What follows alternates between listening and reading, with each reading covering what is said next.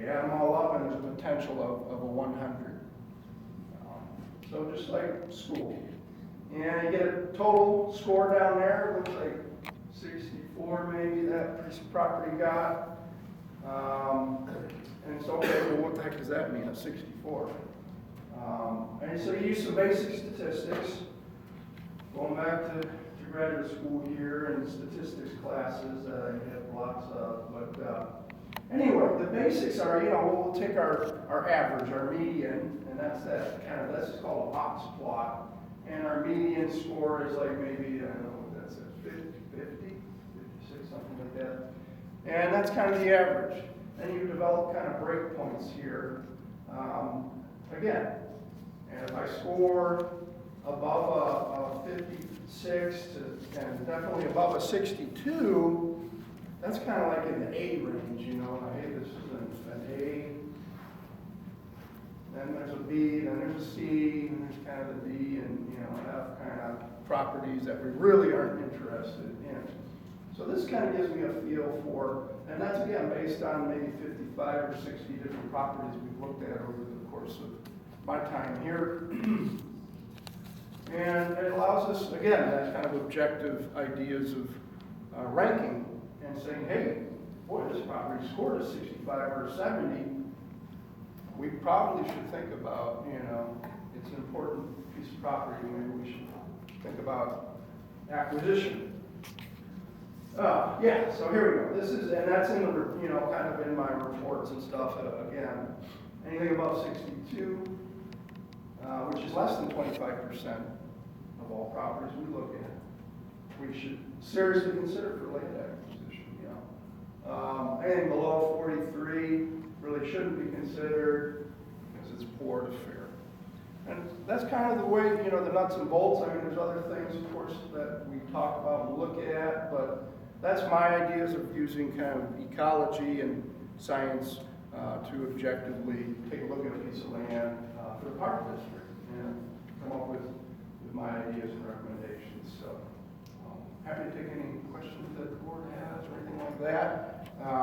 You'll see, John usually will include a report, after I'm on the property for you folks to look through and discuss. So thank you for your time. Happy spring. The spring's here. And yeah. Paul, are your average scores, those are just based on what you scored in our county? Correct. Yep. How do they compare to other counties in Ohio? I don't know. As far as that 62? I don't know. That's a good question. I don't know, honestly.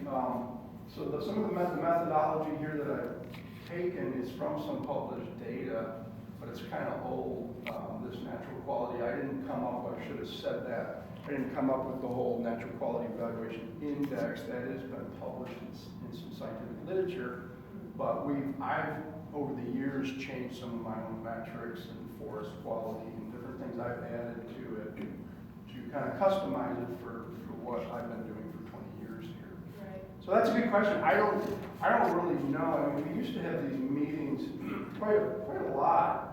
A couple times a year with all the different park districts. We haven't done it for a little while, but we used to talk about things like this. And this was one topic long ago, maybe 15 years ago.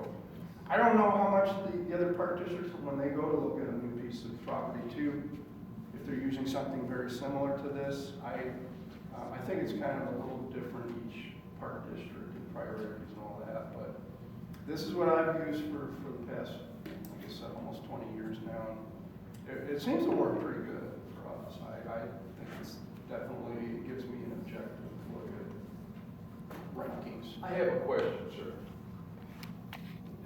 When you do these surveys and you look at the older forests, do we ever have a potential for forest fire?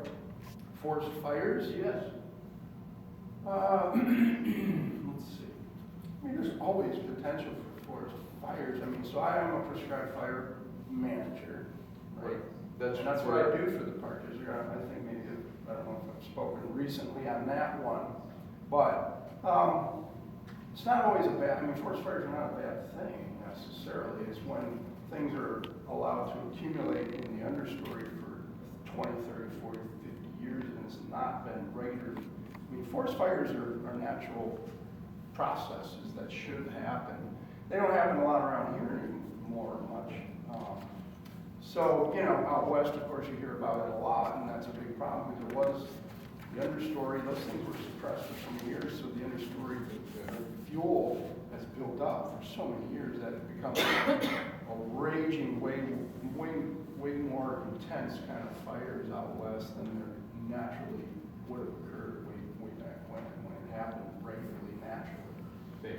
So that's the problem. No, I mean, you know, yeah, I don't see forest fire. They do use them down southern Ohio. When I was trained down in central Ohio, they talked a lot about using fire in forests in southern Ohio for oak regeneration. So it's really important. It does help. We've talked about it. It'd be interesting to try if we had some really nice oak, you know, habitat. But it's a whole nother animal, forest prescribed fire management than what I do mostly is meadow management and some of that work around here. Not that I wouldn't be opposed, it would be interesting, so. Thank you. Yeah, sure. Thank you. Any more questions? Thank you, Paul. All right, thank you. That gives us a sense of some of the tools that Paul utilizes. Then every landowner is different in terms of what the property costs, price per acre.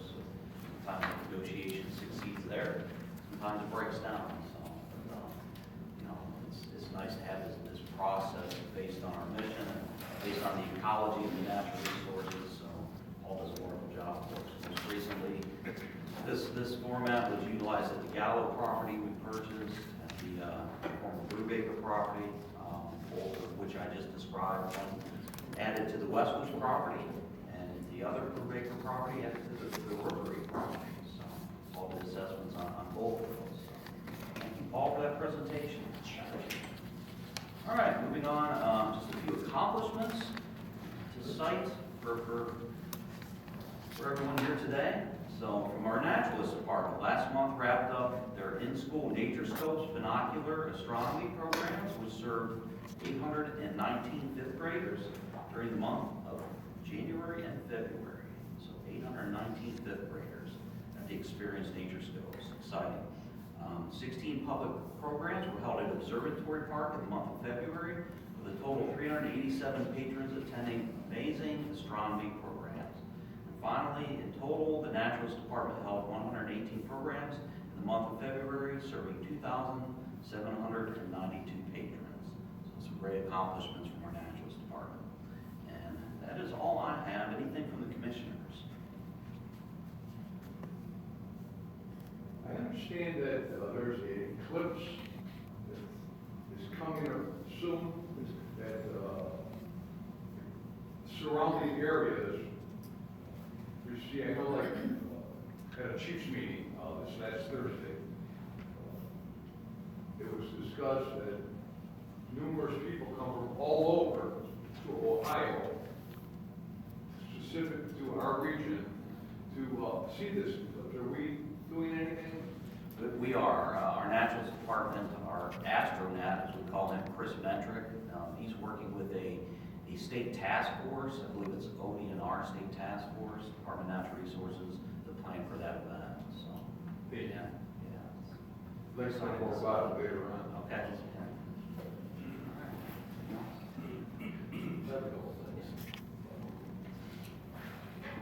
There's some discussion last week, people had concerns about board members doing business with the park district. My company bid on the aggregate bid this year and several times before. This year we were the low bidder at approximately 6%. We're projected to spend about $50,000, I think, in that ballpark. That's $3,000 savings over the next bidder.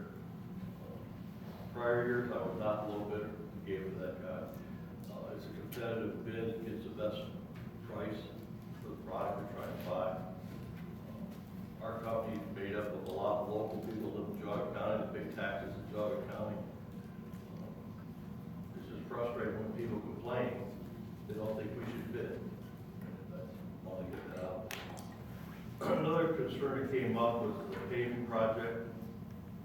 The rumor was it was canceled because of cash flow. That is not true. There were some design questions.